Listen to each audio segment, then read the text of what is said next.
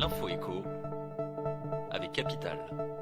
Le chiffre du jour, 85 €, c'est le montant supplémentaire que devra payer un foyer chauffé à l'électricité sur sa facture annuelle d'énergie dès juin.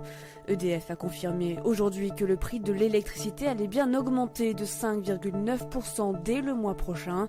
Cette mauvaise nouvelle risque de ne pas être la dernière. En effet, cette augmentation qui devait s'appliquer dès cet hiver avait été repoussée par le gouvernement. Mais les coûts supportés par les fournisseurs ayant augmenté entre janvier et juin, des rattrapages rétroactifs pourraient donc prochainement être appliqués sur les factures. L'info pratique Capital, la Banque Postale a dévoilé ce mardi sa nouvelle banque en ligne, Ma French Bank.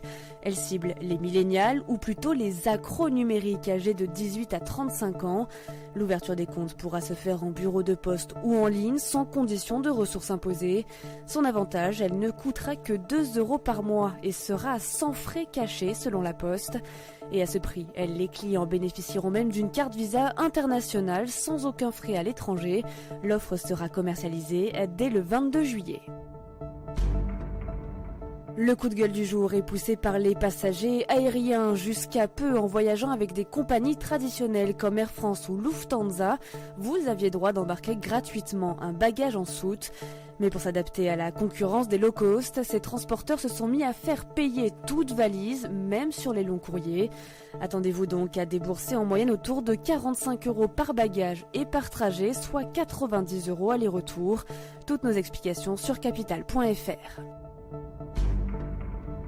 On termine avec H&M qui arrête le Cachemire. La marque de prêt-à-porter réagit ainsi à une enquête de l'association de défense des animaux PETA.